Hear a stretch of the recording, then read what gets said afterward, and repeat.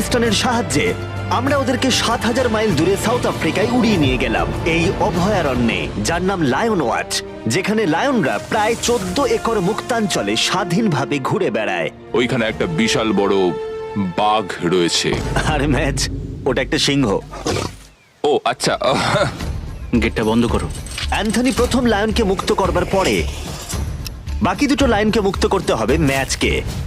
কি আমাকে এটা করতে হবে? হ্যাঁ, তুমি রেডি? আমি রেডি। চলো করা যাক। চলো। ও মুক্ত।